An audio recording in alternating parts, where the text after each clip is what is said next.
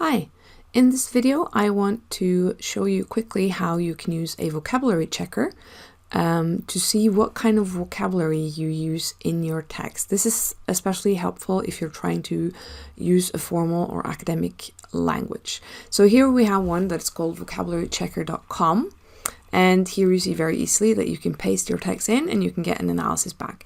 Before we do that, however, I wanted just to show you, because there's a little bit of information here that you should look at. So there's a little bit about academic versus what they called conversational vocabulary, which is, what we in English talk about formal versus informal. So another word for conversational would be informal vocabulary, or maybe also colloquial, so sort of everyday language. And when we're trying to show off our language skills in English, we want to try to avoid that. So here you can learn a little bit more about this. Here you see the different parts of speech: nouns, adjectives, pronouns, and so on. And if you read this part, you will learn a little bit more about the differences between a conversational language and academic. And then the vocabulary checker also talks about cliches and power words. And again, you can click on this and learn a little bit more.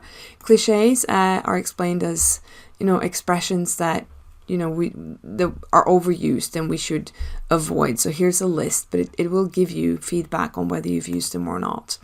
And power words, I'm not going to click on this now, but they label power words as something positive here.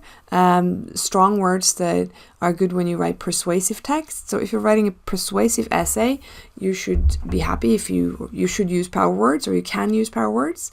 But again, in academic writing, it's not necessarily a good thing because they're very often loaded. So just check what these things mean here.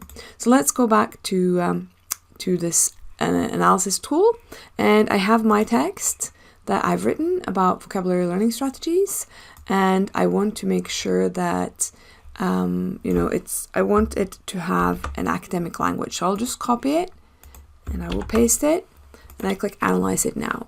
Now what you see here is that I get a little bit of information here about word count and sentence counts and so on. But what I'm interested in is finding whether it's predominantly academic or conversational. Now you see this text, I'm well on my way here. It says that the text is predominantly academic, so it has found sort of 19 typical typically academic words. Forms: understand, often, more, fully, context, and so on.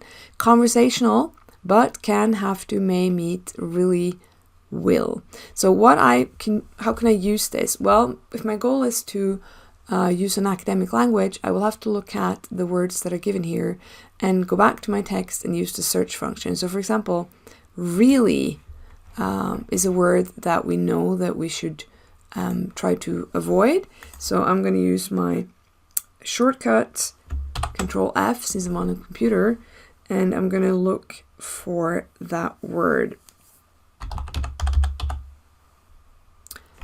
Yeah, so you see, you really need this strategy. I maybe should try to rephrase this, and I can say you need this strategy, or I could try to find an alternative for really. And also the same, meet, I can go back and look for it.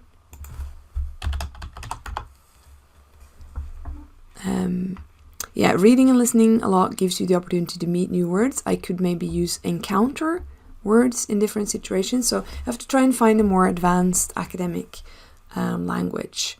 So this is how you can use it. So it's useful, it does tell you, and it does help you to understand also which words are considered academic and which words are considered conversational. Here you see that I've used two power words: huge and research. Now, research is, in my opinion, a fairly neutral word. Huge is a lexical teddy bear, so I should avoid that.